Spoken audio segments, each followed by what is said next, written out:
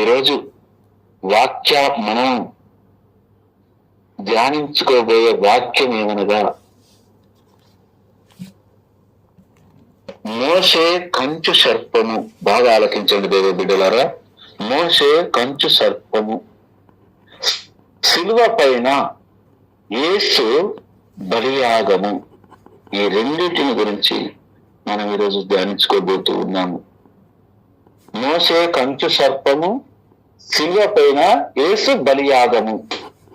ఈ రెండు కూడా చాలా ఇంపార్టెంట్.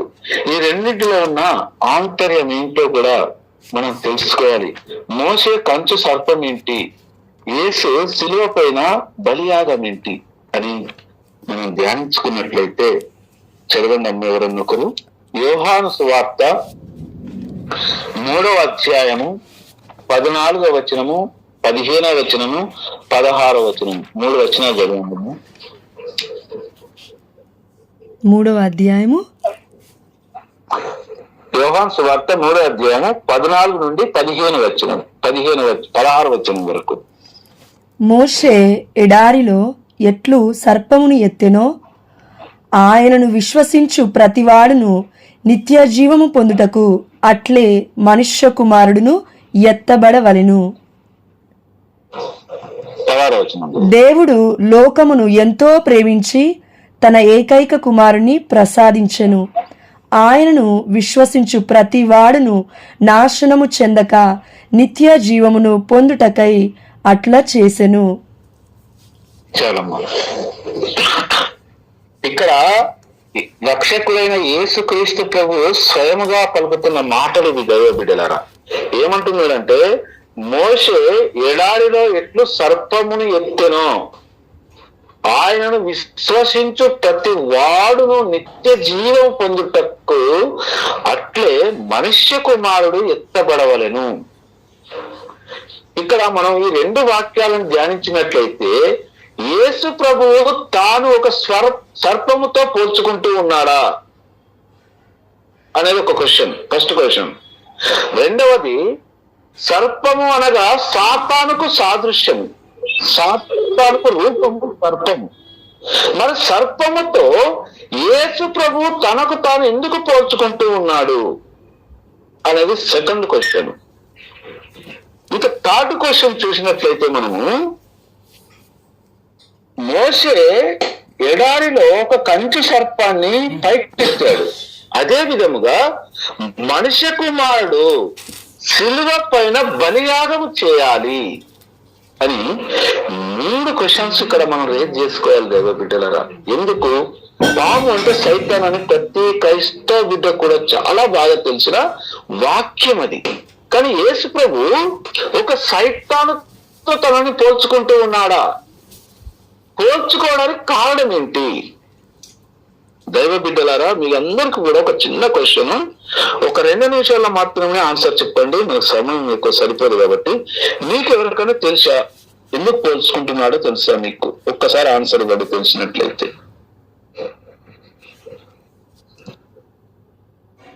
ఇబ్బంది లేదమ్మా, తెలియకపోతే తెలియదని చెప్పొచ్చు. తెలియదన్నా. ఓకే, థ్యాంక్ యూ అమ్మా, నేను వివరిస్తాను. మోషే ఎడారిలో ఎట్లు సర్పమును ఎత్తెనో, ఆయనను విశ్వసించు ప్రతి వాడును నిత్య జీవము పొందుటకై అట్లే మనుష్య కుమారుడు ఎత్తబడవలెను అనేది ఈ వాక్యాన్ని మనం చూసినట్లయితే, పైనుంచి చదువుకున్నట్లు, మొదటి వచనం నుంచి చదువుకున్నట్లయితే, ఇది ఒక గొప్ప అధికారి, యూదాకు గొప్ప అధికారి అయిన నికోదేమునకు ఈ మాటలను తెలియపరుస్తున్నాడు దేవ బిడ్డలారా. మనం పై వచనాన్ని చదువుకుంటూ వస్తున్నట్లయితే, అతను ధర్మశాస్త్ర బోధకుడు, యూదుల అధికారి, గొప్ప సంపన్నుడు. అతని వయసు, నికోదేము వయసు 85 సంవత్సరాలు. ఆ వయసులో 33 సంవత్సరాలున్న ఒక యువకుడైనా, లోకరక్షకుడైనా యేసు క్రీస్తు దగ్గరికి యూదా జనంగా ఎవరు చూడకుండా చాటుగా, దొంగ చాటుగా, ఎందుకంటే యేసు ప్రభువును ఆ సమయంలో పట్టుకొని చంపాలని చూస్తున్న సమయంలో ఒక అధికారి, గొప్ప అధికారి యేసు ప్రభు యొక్క సువార్తకు లోబడి, ఈయన మామూలు వ్యక్తి కాదు, ఈయన దైవ కుమారుడని తాను విశ్వసించి యూదా ప్రజలు ఎవ్వరు కూడా అధికారులు గాని, ధర్మశాస్త్ర బోధకులు గాని, పెద్దలు గాని, పరిశీలు గాని ఎవ్వరు చూడని సమయంలో, ఒక అర్ధరాత్రి సమయంలో ప్రభు చెంతకు రావడం జరుగుతుంది ఈ నికోదేము దైవ బిడ్డలారా. అప్పుడు తాను ఏదైతే అడగాలనుకుంటాడో అన్ని అడుగుతా ఉంటాడు. పై వచనాలు మనం చూసినట్లయితే, మీకు టైం ఉంటే చదువుకోవచ్చు తర్వాత, అది చూసినట్లయితే మనకు తెలుస్తుంది. అయితే ప్రభు తనతో మాట్లాడిన మాటలు ఇవి మాట్లాడుతూ ఉన్నాడు. ఆ రాత్రి కాల సమయంలో ఒక యూద అధికారితో మాట్లాడుతున్న మాటలు, ధర్మశాస్త్రాన్ని పూర్తిగా తెలిసిన వ్యక్తితో మాట్లాడుతున్న మాటలు. ఎందుకంటున్నాడో మనం చూద్దాం. ఆయనను విశ్వసించు ప్రతివాడు నిత్య జీవం పొందుటకై. ఆయనను అంటే ఎవరిని?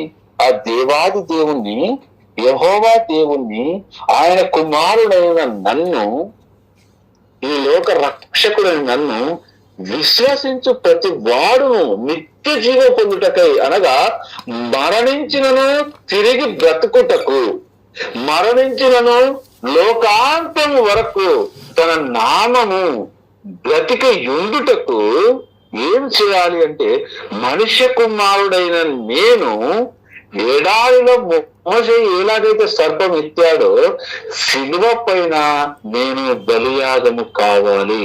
మనుష్య కుమారుడు ఎత్తబడడం అంటే శిలువకు అంటగొట్టబడి ఎత్తబడాలి అని నికోదేమునకు తెలియపరుస్తున్నాడు దైవ బిడ్డలారా. మనం 3 క్వశ్చన్లు మనం అనుకున్నాం. ఫస్ట్ క్వశ్చన్ కి మనము ఎందుకు ఆ మాట ప్రభు అనగలిగాడు అని మనం చూద్దాం ఒకసారి దైవ బిడ్డలారా. సంఖ్యాకాండము 21వ అధ్యాయము 5వ వచనం చూడండి. సంఖ్యాకాండము 21వ అధ్యాయము 5వ వచనము. నీవు మమ్ము ఐగుప్తు నుండి తరలించుకొని రానేలా ఈ ఎడారిలో చంపుటకే కదా. ఇచ్చట అన్నపానీయములు ఏమీ లభించుటలేదు. ఈ రుచి పచ్చి లేని ఈ ఆహారము మాకు అసహ్యమైనది అని గొనుగుకొనిరి. అలనాడు ఇజ్రాయేలు ప్రజలు ఐగుప్తు నుండి వాగ్దత్వ భూమికి వెళుతున్న సమయంలో వారు ఈ విధంగా సనుగుతూ ఉన్నారు ఒక చోట. నీవు మమ్మ ఐగుప్తు నుండి తరలించుకొని రానేలా అని మోషేని మరియు యెహోవా దేవుణ్ణి విమర్శిస్తూ ఉన్నారు. ఈ ఎడారిలో చంపుటకే కదా. ఇది చాలా కఠినమైన పదాలు. ఎందుకంటే దైవాజ్ఞ, దేవుడు ఐగుప్తు దేశంలో ఎన్ని అద్భుతాలు చేశారో అందరికీ వీళ్ళకి తెలుసు. ఎర్ర సముద్రాన్ని ఎలా దాటారో పొడి నేల మీద నడిచినట్లుగా తెలుసు. ఇవన్నీ దేవుని అద్భుతాలను చూసి కూడా ఇప్పుడు వాళ్ళు ఏమని విమర్శిస్తూ ఉన్నారంటే, ఆ దేవాది దేవుని మోసే ప్రవక్తని, ఈ మమ్ము ఐగుప్తు నుండి తరలించుకొని రానేలా. ఎందుకు తరలించుకొని వచ్చావు మోసే? ఈ ఎడారిలో మమ్మల్ని చంపుటకే కదా. ఇచ్చట అన్నపానీయము ఏమీ లభించుటలేదు. ఈ రుచి పచి లేని ఈ ఆహారము మాకు అసహ్యమవుతున్నది. ఇది పరమండలం నుండి ప్రతిరోజు కురుస్తున్న ఆహారం ఏంటి దైవ బిడ్డలారా? అది మన్నా భోజనము.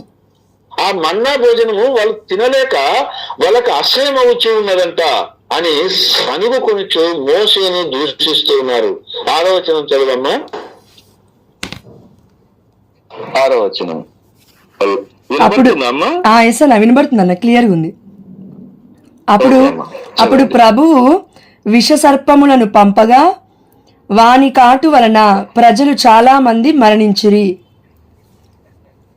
ఎప్పుడైతే ఇజ్రాయేలు ప్రజల యొక్క సనుగుడు దేవాది దేవుడు ఆలకించాడో, దేవాది దేవుడు ఉగ్రుడై ఎంతమంది అయితే విమర్శించారో, ఆ దేవాది దేవుణ్ణి మోషేని దూషించారో వారందరి పైకి కూడా విష సర్పాలను పంపడం జరుగుతుంది యెహోవా దేవుడు.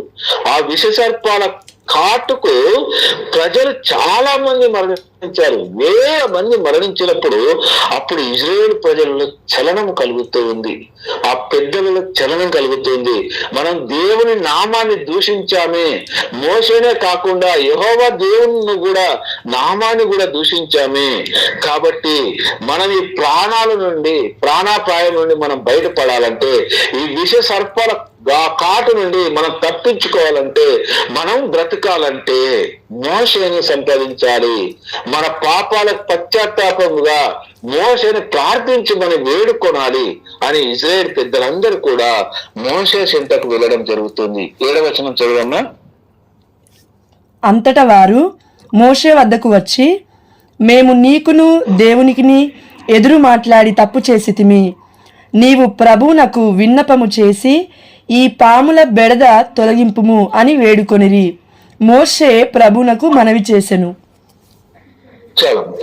అప్పుడు వెంటనే వీళ్ళందరూ మోషే దగ్గర సాగిలపడి, యెహోవా దేవుని, మోషే మా కొరకు ప్రార్థించు, మేమందరం మరణిస్తున్నాము, మేము తప్పు చేశాము, నీవు ప్రభువునకు విన్నపము చేసి ఈ పాముల బెడద నుండి మమ్మల్ని తొలగింపు అని వేడుకుని, అప్పుడు మోషే ఆ యెహోవా దేవుని ప్రార్థిస్తూ ఉన్నాడు. దైవ బిడ్డలారా, అప్పుడు ప్రార్థించినప్పుడు ప్రభువు మోషేతో ఈ విధముగా సమాధానం చెప్తున్నాడు. 8వ వచనం చదవమ్మా. ప్రభువు మోషేతో, తాపకరమైన సర్పము వంటి రూపమును చేసి గడ మీద తగిలింపుము. పాము కరచిన వారు ఆ సర్పమును చూచినచో బ్రతికిపోదురు అని చెప్పెను. ఎప్పుడైతే మోషే ప్రార్థన చేస్తాడో యెహోవా దేవుడికి, యెహోవా దేవుడు తన స్వరాన్ని వినిపిస్తున్నాడు. ఏమని? తాపకరమైన సర్పం వంటి రూపం ఒకటి చేసి గడ మీద అనగా ఎత్తైన ప్రదేశంలో తొలగింపుము. పాము కరిచిన వారు ఎవరైనా సరే ఆ సర్పము చూచినచో బ్రతికిపోదురు అని యెహోవా మోషేతో ఆజ్ఞాపిస్తున్నాడు. దైవ బిడ్డలారా, మనం ఇక్కడ ఒక క్వశ్చన్ వేసుకోవాలి. వీరందరూ కూడా ఎలా బ్రతికారు చెప్పండి అమ్మా. మీకు ఒకరిని తెలిస్తే చెప్పండి. ఈ పాము కరిచిన వాళ్ళందరూ ఇప్పుడు బ్రతుకుతూ ఉన్నారు. వాళ్ళు దేని చూసి బ్రతుకుతూ ఉన్నారు? గడ మీద ఉన్న పాము ఆ సర్పాన్ని చూసి వీళ్ళందరూ బ్రతుకుతున్నారు అని అంటాను. సర్పం దేనికి సాదృశ్యం అయింది? సాతానుకు సాదృశ్యం. బాగా ఆలకించాలమ్మా ఈ వాక్యాలని. మీకు మళ్ళీ వినాలన్నా కూడా మీరు ఎక్కడ కూడా వినలేరు. ఇది సూక్ష్మమైన, అతి విలువైన, అద్భుతమైన యెహోవా సువార్త. ఇది బాగా ఆలకించాలి మీరు మళ్ళీ ఎక్కడ కూడా వినలేరు. దాదాపుగా మీరు ఇప్పటి వరకు కూడా మీరు విని ఉండరేమో అని అనుకుంటున్నాను. ఒకవేళ నేను అనుకున్నది ఎంతవరకు కరెక్టో, ఈ సువార్త మొత్తం విన్న తర్వాత, వాక్యాన్ని మొత్తం విన్న తర్వాత చివరిలో చెప్పండి మీ యొక్క ఉద్దేశాన్ని. ప్రభువు మోషేతో తాపకరమైన సర్పం వంటి రూపము చేసి, తాపకరం అంటే వేడి, ఒక మెటల్ ని తీసుకొని, మెటల్ అనగా ఇక్కడ కంచుని తీసుకున్నాడు ఎవరు? మోషే. ఆ కంచు వేడి చేయాలి, బాగా వేడి చేసి దాన్ని మలచాలి. ఎలా? సర్పం రూపం వచ్చేటట్టు మలుచు. ఓ మోషే, నువ్వేం చేయిస్తావంటే బాగా వేడి చేసి, పోత విగ్రహం అంటలేడు. మనం ఎక్కడ చూస్తాం ఇది పోత విగ్రహాన్ని? సినాయి పర్వతం దగ్గర ఆహారం పోత దూడ విగ్రహాన్ని చేస్తాడు. పోత అంటే అచ్చు. బాగా ఆలకించండి, తేడా చెప్తున్నారు రెండింటికి. తాపకరమైంది అంటే ఒక మెటల్ని తీసుకొని, ముడి మెటల్ని తీసుకొని దాన్ని బాగా వేడి చేసి వంచాలి. ఆ వేడితో పాటు తాపకరం అంటే అది వేడితో వంచడం, దాన్ని తాపకం. అది ఏ రకంగా రావాలి? సర్పరూపం వచ్చేటట్టు చేయి మోసే. చేసి దాన్ని ఏం చేస్తామంటే గడ మీద తగ్గింపుము. పాము కరిచిన వారు ఆ సర్పము చూచినచో బ్రతికిపోదురు. ఈ వాక్యం అనేది మనం ఈ రోజు రఫ్గా ఆలోచించినట్టే ఇది పూర్తిగా వ్యతిరేకం క్రైస్తవత్యానికి.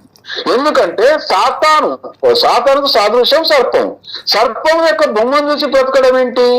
యెహోవా దేవుడు ఎందుకు అలా చెబుతున్నాడు అని మనం అనుకోవచ్చు. కానీ ఇందులో ఒక నిగూఢ రహస్యం ఉంది. మోషేతో ఏమని చెప్తున్నాడు ప్రభు? బాగా ఆలకించండి దైవ బిడ్డలారా. మనము ఎప్పటికీ కూడా మనకు అర్థం చేసుకోలేంది, అలనాడు ఇజ్రాయేల్ ప్రజలు కూడా కొందరు అర్థం చేసుకోలేని ఒక నిగూఢ రహస్యాన్ని మీకు ఈరోజు తెలియపరుస్తాను.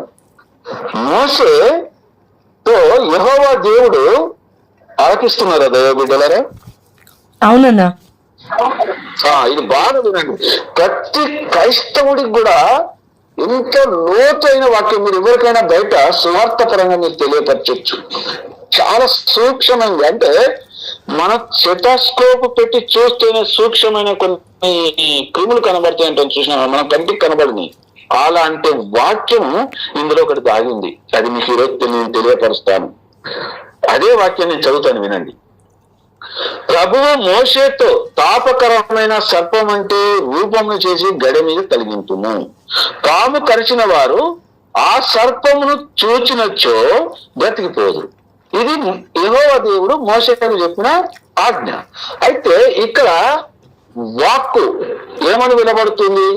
యెహోవా దేవుడి నోటిలో కల్లి వెలువడే వాక్కు అదృశ్యమై ఉంది దైవ బిడ్డలారా. కానీ ఇక్కడ సర్పం యొక్క ప్రతిమ దృశ్యమైంది. అంటే ఈ అదృశ్యమైన వాక్కు, దేవుని నోటిలో కల్లి వెళ్ళిన వాక్ ఏమైతుందో ఇప్పుడు మనం ఏమంటాము? మీరు అది చూడండి మీకు కనబడుతుంది అంటే ఆ వాక్కును ఆలకించే మనం అటువైపు చూస్తాము. అది కనబడడానికి కారణం ఏంటి అంటే మనము ఆ వాక్కును ఆలకించాం కాబట్టి మన దృష్టి అటువైపు మలుతుంది. అప్పుడు మనం రక్షింపబడతాం, లేదా ఆ దృశ్యం మనకు కనబడుతుంది. ఇక్కడ విషసర్పాలు కరిచిన ఇజ్రాయేల్ ప్రజలతో మోషే ఏమని చెప్తున్నాడు అంటే ఆ గడ మీద కలిగించి, పాము కరిచిన వారు ఎవరైతే ఉంటారో ప్రతిమ వైపు చూడండి. ప్రతిమ వైపు చూడండి అనేది దైవ వాక్కు. ఆదిలో వాక్కు ఏదైతే ఉందో అది అదృశ్యుడై ఉన్నదో ఇక్కడ వాక్కు మాత్రమే వినిపిస్తున్నాడు. మోషే, యెహోవా దేవుడు ఏమని చెప్తున్నాడు మోషేతో అంటే, ఓ మోషే, నా వాక్కు వినమని చెప్పు వాళ్ళకి. ఆ వాక్కు వాళ్ళు వింటేనే ఆ సర్పం వైపు చూడగలుగుతారు, చూస్తేనే వాళ్ళు రక్షింపబడతారు. సర్పం యొక్క ప్రతిభ చూస్తేనే రక్షింపబడతారు. అంటే ముందు ఏం చేయాలి? వాళ్ళు నా స్వరాన్ని వినాలి. ఆ స్వరం ఏంటి? ఆ ప్రతిమ వైపు చూడండి అనేది నా స్వరం. ఆ స్వరము మీ మధ్యలో అదృశ్యమైంది, కానీ నా స్వరం వినబడుతూ ఉంది మీకు. కానీ భౌతికంగా సర్పం యొక్క ప్రతిమ కనబడుతూ ఉంది అక్కడ. అర్థమవుతుందా మనం చెప్పే వాక్యము? అవునన్నా. మరోసారి చెప్పుకుంటారా? లేదుగా? అర్థమైందిగా? అర్థమైంది. అంటే ఇక్కడ వాక్కుని విశ్వసించి ఎప్పుడైతే మనం విశ్వసిస్తామో అదృశ్యమైన వాక్కుని, ఆదిలో వాక్కు ఉండెనో, వాక్కు దేవుడై ఉండెనో, ఆ వాక్కు దేవుని యొద్ద ఉండేనని యోహాను సువార్త 1వ అధ్యాయం 1వ వచనంలో ఏదైతే వాక్కు ఉందో ఆ వాక్కే క్రీస్తు. ఆ క్రీస్తే ఇప్పుడు ఈ అదృశ్యమైన ఈ వాక్కును చూసే సర్పం యొక్క ప్రతిమను చూస్తూ ఉన్నారు దైవ బిడ్డలారా. అంటే ఇప్పుడు చెప్పండి, మీరు సర్పాన్ని చూసినందుకు వాళ్ళు బ్రతుకుతూ ఉన్నారా, లేకపోతే అదృశ్యమైన వాక్కును ఆలకించి సర్పాలు చూసినందుకు బ్రతుకుతూ ఉన్నారా? చెప్పండి అమ్మా, ఎవరైనా కొన్ని రిప్లై ఇవ్వండి. వాక్యం అదృశ్యమైన వాక్కును చూసినప్పుడు సర్పాన్ని పట్టుకుంటే అది వాళ్ళు ఉంటుంది కదా ఫాదర్. అంటే ఇక్కడ వాక్కును విన్నందుకు, ఆలకించి విశ్వసించినందుకు, ఆ మాటను విశ్వసించినందుకు. అవును, వాక్కును విశ్వసించి సర్పాన్ని చూసినందుకు అది దృశ్యం. అదే ఏంటంటే సర్పం అనేది దృశ్యం. సర్పం ఎందుకు చూడమన్నాడు యెహోవా దేవుడు? అది కూడా మనకు ఆన్సర్ కావాలి. సర్పం అనేది సాతానుకు సాదృశ్యం. ఇంట్లో పెట్టుకోండి అమ్మా. మీరందరూ సమాధానం ఇచ్చినందుకు మీ అందరికి చాలా థ్యాంక్స్. అయితే ఇక్కడ సర్పాన్ని ఎందుకు చేయమన్నాడు యెహోవా దేవుడు? సర్పాలు కచ్చాయి కాబట్టి సర్పాన్ని చేయమన్నాడా, లేక వేరే ఉద్దేశం ఏమైనా ఉందా అని మనం ఆలోచించినట్లయితే, సర్పము అంటే సాతాను. సాతాను అంటే ప్రతి మనిషి పాపములో పడడానికి సాతాను యొక్క ప్రోద్బలం ఉంటుంది. మన పాపానికి సూచన సర్పము అంటే సాతాను. అంటే అక్కడ ఇజ్రాయేల్ ప్రజలు చేసిన పాపాలను సర్పం యొక్క రూపంలో చూపిస్తున్నారు దైవ బిడ్డలారా. ఒకసారి హల్లెలూయా చెప్దాం అందరం.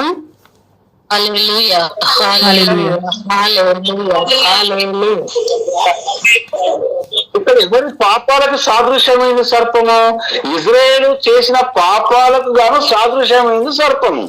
యెహోవా దేవుని యొక్క వాక్కుని విశ్వసించి వారి పాపాల వైపు చూస్తూ ఉన్నారు. అక్కడ సర్పము ఏ రూపంలో ఉందంటే వారి పాపాల రూపంలో ఉంది. కాబట్టి నా వాక్కును విశ్వసించి మీ పాపాలను ఒకసారి చూడండి. మీరు ఏ దుష్కార్యాలు చేశారో, ఏ దుర్మార్గ పనులు చేశారో, మరి ఎలా ద్వేషించారో అదంతా కూడా సర్పము రూపంలో పాపమై ఉంది. అది మీ పాపము అని సర్పాన్ని చేయమన్నాడు దైవ బిడ్డలారా మోషేను. ఇక్కడ మీకు పూర్తి క్లారిటీ వచ్చింది అనుకుంటాను నేను. ఓకే దైవ బిడ్డలారా, 9వ వచనం ఒకసారి చదవమ్మా. కనుక మోషే అది చదివాం కదా మనము, 9వ వచనం చదివాం కదా. చదవలేదు. సరే, ఇప్పుడు నూతన వేదంలోకి వద్దాము. నూతన వేదంలోకి మనం ఎందుకు రావాలి అంటే, మరి ప్రభువు సర్పంతో ఎందుకు పోల్చుకుంటూ ఉన్నాడు ఇక్కడ అని 14వ వచనం యోహాను సువార్త 3వ అధ్యాయాన్ని చదువుతాను, మీరు వినండి అమ్మా. మనకి ఎందుకంటే సమయం ఎక్కువ లేదు కాబట్టి వాక్యాన్ని పూర్తి చేసుకుని ఆలోచించేద్దాము. మోషే ఎడారిలో ఎట్లు సర్పమును ఎత్తెనో ఆయనను విశ్వసించు ప్రతి వాడును నిత్య జీవం పొందుటకు అట్లే మనుష్య కుమారుడు ఎత్తబడేవాడు. అంటే అలనాడు ఇజ్రాయేల్ ప్రజలు ఎంతమంది అయితే ఉన్నారో అంతమందే జీవించగలిగారు. కానీ ఇక్కడ యేసు ప్రభువు శిలువ పైన బలియాగం చేస్తే సర్వ ప్రపంచం కూడా వారి పాపాల నుండి వాళ్ళు విముక్తులవుతారు. దైవ బిడ్డలారా, మోషే అలనాడు కేవలం ఇజ్రాయేల్ ప్రజల గురించే యెహోవా దేవుడు అక్కడ సెలవిచ్చి ఉన్నాడు. అక్కడ స్వస్థపరిచింది, అక్కడ వాళ్ళ ప్రాణాలను కాపాడింది కూడా వాక్, అదృశ్యమైన వాక్. అక్కడ అదృశ్యమైన క్రీస్తు ప్రభు ఇక్కడ దృశ్యుడై ఉన్నాడు, అనగా మనుష్య కుమారుడై ఉన్నాడు. ఈ వ్యత్యాసాన్ని బాగా గుర్తుంచుకోవాలి దైవ బిడ్డలారా. అక్కడేమో అదృశ్యుడై వాళ్ళ ప్రాణాలు కాపాడాడు, ఇక్కడ మనుష్య కుమారుడిగా ఒక రూపం వచ్చింది.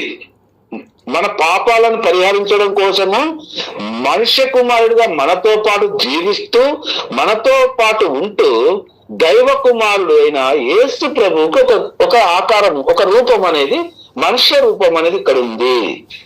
వాక్కు, ఆదిలోని వాక్కు ఇక్కడ దైవ కుమారుని రూపంలో మన మధ్యలో ఉంది. ఇదందరికీ కూడా మనం విశ్వసించాలి దైవ బిడ్డలారా. వాక్య పరంగానే నేను చెబుతూ ఉన్నానండి, ఎలాంటి కల్పిత కథలు లేవు ఇందులో. వాక్యాన్ని అక్షరాంటూ అక్షరాన్ని మీకు ఎందుకు వివరిస్తూ ఉన్నానంటే, మీరందరూ కూడా, అందరూ కాకపోయినా కొందరైనా బైబిల్ గ్రంథాన్ని తీసి ప్రతి వాక్యాన్ని గమనిస్తూ ఉండవచ్చు. ఎప్పుడైతే మనం ఈ వాక్యాలను చదువుకుంటామో, పలాని మీటింగ్ లో పలాని రోజు ఒక బ్రదర్ గారు మనకి ఈ వాక్యాన్ని వివరించారు అని మీరు ఎప్పటికైతే అప్పుడు గుర్తుకు వస్తుందో, ఈ మొత్తం కూడా ఆటోమేటిక్ గా మీకు ఆ రోజు మీ కళ్ళ ముందు కనబడుతుంది దైవ బిడ్డలారా. అందుకే ప్రతి ఒక్కరు కూడా బైబిల్ గ్రంథాన్ని తెలిసి చూడాలి, ప్రతి వాక్యాన్ని కూడా గమనించాలి, అక్షరం కూడా క్షుణ్ణంగా అర్థం చేసుకునే ప్రయత్నం చేయాలని నేను ఎప్పుడు కూడా, నేను ఎక్కడ మీటింగ్ లోకి వెళ్ళినా, ఏదో ఇలాంటి జూమ్ మీటింగ్ లో నేను చెప్పాలనుకున్నా ఇది మాత్రం నేను తప్పకుండా చెప్తాను దైవ బిడ్డలారా. ఎందుకంటే ఒక్కసారి వాక్యము మన హృదయాంతరంగంలో ముద్రింపబడింది అంటే సైతానుడు వల్ల అస్సలు కాదు దైవ బిడ్డలారా దాన్ని ఆపరించడానికి, దాన్ని దొంగలించలేడు కదాడు. మన జీవితాంతం మరణించే వరకు కూడా ఆ ముద్ర అలాగే ఉంటుంది. ఏది ఆ వాక్యం మనం ఎప్పటికి కూడా మర్చిపోయింది దైవ బిడ్డలారా. ఇది మీరు ఎప్పుడైనా చాలా బాగా గుర్తుంచుకోవాలి. అయితే ఇక్కడ మనం వాక్యంలోకి వచ్చినట్లయితే యేసు ప్రభు ఏమంటున్నాడంటే, నేను మోషే ఎట్లయితే సర్పాన్ని ఎత్తాడో, అంటే సర్పం అంటే మన పాపానికి సాదృశ్యం. అది ఇక్కడ సిలువ అనేది మనకే కాకుండా మన తర్వాత తరముల వారు, ఆ తర్వాత తరముల వారు, అంటే ఈ సృష్టి ఎప్పుడైతే అంతమవుతుందో అప్పటి వరకు కూడా ఎంతమంది అయితే జీవించి మరణిస్తారో వారందరి పాపాలకు సాదృశ్యమే సిలువ దైవ బిడ్డలారా. ఆ సిలువకు మనుష్య కుమారుడు అంటగొట్టబడి ఏ విధంగా అయితే అలనాడు మోషే సర్పాన్ని ఎత్తి ఒక గడి మీద ఉంచాడో, మనుష్య కుమారుడు వారి పాపాలను ఒక దృశ్య రూపంగా సిలువగా చూడాలి. ప్రభువా మా పాపాలు ఇవా? మా పాపాలకు నీవు అంటగొట్టబడి ఉన్నావా ప్రభువా? మా పాపాల పరిహారార్థమై మా పాపాలకే నువ్వు అడ్డగొట్టబడి ఎత్తపడుతున్నావా తండ్రి అని ప్రతి బిడ్డ కూడా కన్నీటితో కాదు దైవ బిడ్డలారా, హృదయముతో కన్నీరు కార్చాలి. హృదయముతో కన్నీరు కార్చేంత మనము కృంగదీయబడాలి దైవ బిడ్డలారా. మన పాపాలను ఆ యేసు క్రీస్తు శిలువ రక్తములో నుండి వెలువడిన ఆయన రక్తముతో మన పాపాలు కడగబడాలి. మన పాపాలను మనం ఎప్పుడైతే చూడాలనుకున్నప్పుడు మన మొహాన్ని క్లియర్ గా మన అర్థంలో ఎప్పుడైతే చూడగలుగుతామో, మన పాపాలను మనం చూడాలంటే ఆ శిలువ వైపు చూడాలి దైవ బిడ్డలారా. ఆ శిలువని నీ పాపము నా పాపము ప్రపంచములో సర్వ మానవాళి పాపము దైవ బిడ్డలారా. ఇది చాలా గొప్ప త్యాగం దైవ బిడ్డలారా. ఎందుకు అంటే మీ పాపాలకు, మీరు చేసిన పాపాలకు, మీ పాప పరిహారార్థమై నీ పాపాలకు అంటగొట్టబడుతూ ఉన్నాను. ఎడారిలో మోసే సర్పాన్ని ఎవరైతే ఎత్తాడో అలాగా సర్పం అనే నీ పాపాలకు నేను అంటగొట్టబడి మిమ్మలను రక్షించి మీరు మరణించినను జీవించుటకు నీ కొరకు నేను ఎత్తబడుతూ ఉన్నాను అని యేసు ప్రభువు మోసే ఎడారిలో ఎట్లు సర్పము ఎత్తెను, మనుష్య కుమారుడు అలాగే ఎత్తబడగలవను అని ఈ వాక్యం ద్వారా మనకు తెలియపరుస్తున్నాడు దైవ బిడ్డలారా. అర్థమవుతుందా అమ్మ అందరికి? వాక్యం క్లియర్ ఉంది కదా తల్లి? అవునన్నా చాలా క్లియర్. చాలా థ్యాంక్స్. ఇప్పుడు యేసు ప్రభువు శిలువ పైన మరణ వేదన పొందుతూ ఆయన మన పైన తన ప్రక్కటెముకలో నుండి రక్తాన్ని నీరుని సర్వ మానవాళి పైన పోపిస్తూ ఉన్నాడు దైవ బిడ్డలారా. ఎంత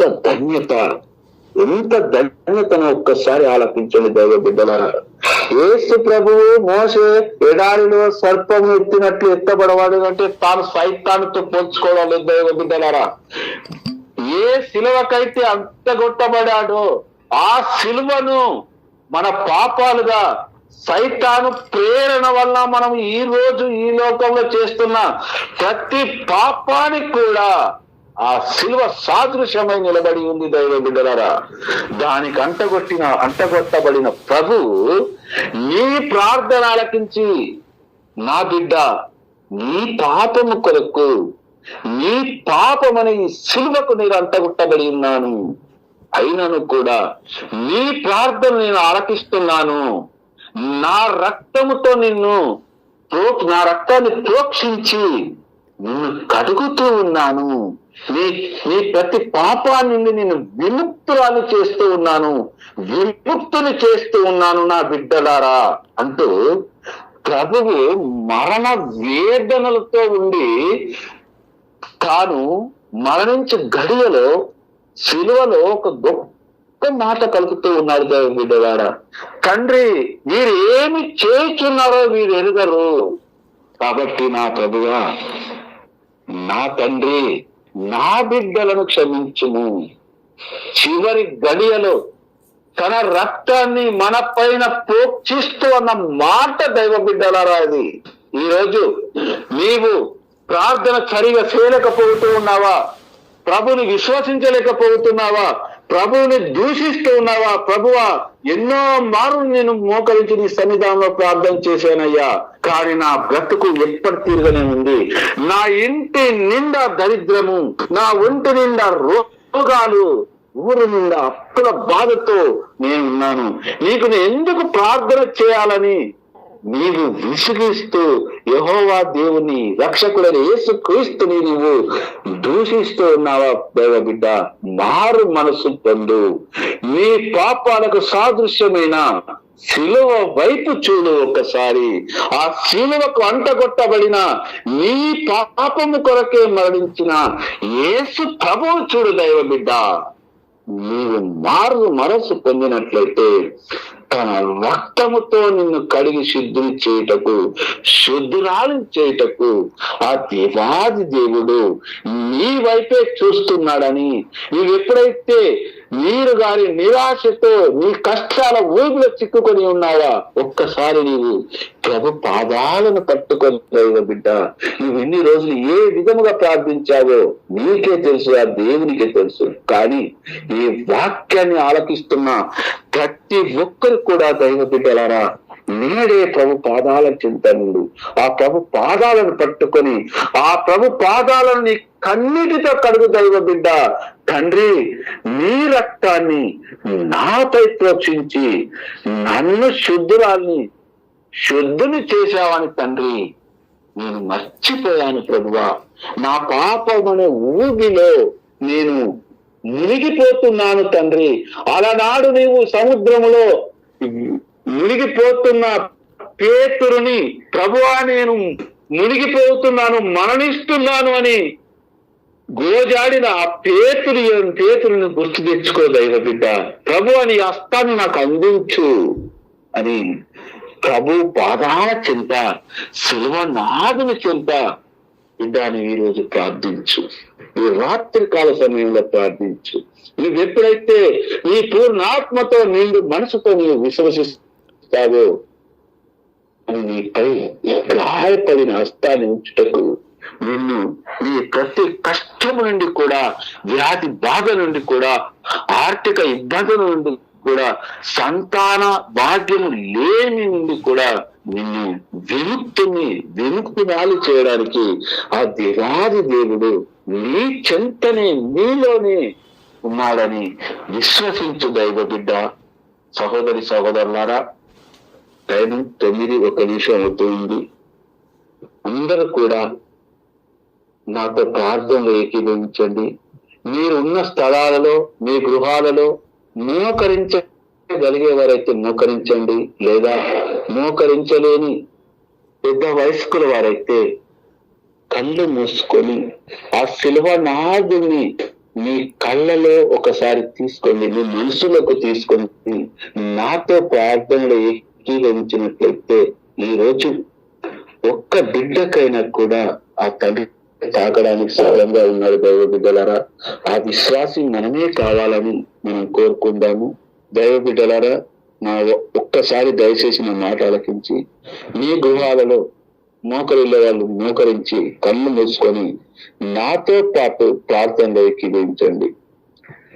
సర్వ సృష్టికర్త అయిన సర్వేశ్వర, మా రక్షకుడైన తండ్రి, ప్రభువా యేసయ్యా, మా కోసము దివిని వీడి భూమికి దిగి వచ్చి శిలువ పైన మరణ బలియాగము చేసి శిలువలో నీవు చిందించిన రక్తముతో మమ్ములను కడిగి శుద్ధులను చేసి, నా తండ్రి నీ రక్తముతో మమ్ములను విలనిచ్చుకొని నీ శరీరాన్ని జీవాహారముగా చేసి నీ రక్తాన్ని పానముగా చేసి అప్పరూప రసధారివై నా అందరి హృదయాంతరంగాలలో వ్యాసమైన నా తండ్రి, నీకే వందనములు, స్తుతి స్తోత్రములు, ఆరాధన మహిమ కలుగును గాక తండ్రి.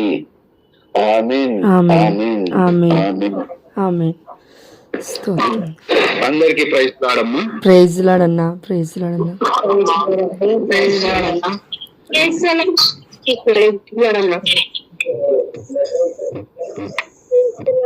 చాలా మంచి వాక్యం చెప్పారు. ఇప్పటి వరకు టు బి ఫ్రాంక్, నేను ఎక్కడ లేదు. నా వాయిస్ వినిపిస్తుందో? అక్క వినబడుతుంది అక్క. నేను ఎక్కడా వినలేదు. మేబీ సర్పంతో పోల్చడం అనేది, నేను ఫస్ట్ ఎట్లా చెప్తున్నారు, సర్పంతో జీసస్ ని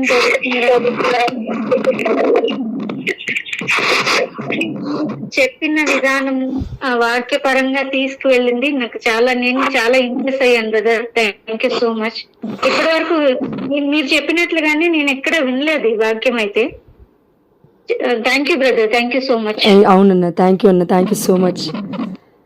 రీసౌండ్ వస్తుంది, రిప్లై ఇచ్చేవాళ్ళు ఇవ్వండి అక్క. థ్యాంక్ యూ అమ్మా. థ్యాంక్ యూ అన్న, thank you so much. Brother అక్క మిగతా వాళ్ళు కొంచెం ఉండరా, ఒక 2 minutes ఉండండి. 2 minutes. రేపు ఫ్రైడే, ఫస్ట్ ఫ్రైడే ఆగస్ట్ మంత్లో. కాబట్టి అన్నయ్య వాక్యం కూడా దేవుడు ప్రేరేపించిన విధంగా కన్ఫెషన్ గురించే చెప్తూ ఉన్నాడు, పాపం గురించే చూపిస్తున్నారు.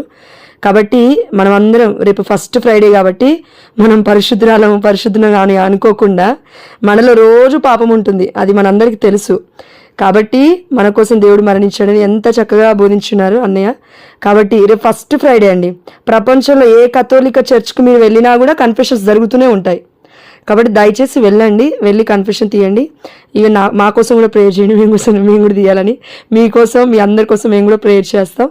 అండ్ ఫాతిమా రెడ్డి అన్నయ్య కూడా మనందరి కోసం ప్రేయర్ చేస్తున్నారు. అన్నయ్య కోసం కూడా మీరు అందరూ దయచేసి ప్రార్థించండి. మరీ ముఖ్యంగా మాదాను సెబాస్టిన్ అన్నయ్య ఉన్నారు కదా, వాళ్ళ కుటుంబం కోసం, వారి యొక్క ఫైనాన్షియల్ ప్రాబ్లమ్స్ కోసం దయచేసి మీరు అందరూ రేపు దివ్యబలి పూజలో చాలామంది ఉంటారు, అడరేషన్లో చాలామంది ఉంటారు. కాబట్టి ఒక్కసారి తలంచుకోండి ఆ అన్నయ్య పేరుని, మాదాను సెబాస్టిన్ అన్నయ్య. వారి యొక్క కుటుంబ సమస్యలన్నీ దేవుడు తీర్చాలని మీరు దయచేసి మీ పర్సనల్ ప్రేయర్లో దయచేసి ప్రార్థించమని మిమ్మల్ని అందరినీ రిక్వెస్ట్ చేస్తున్నాను. Thank you and God bless us. Amen. Thank you sister. Thank you అన్న.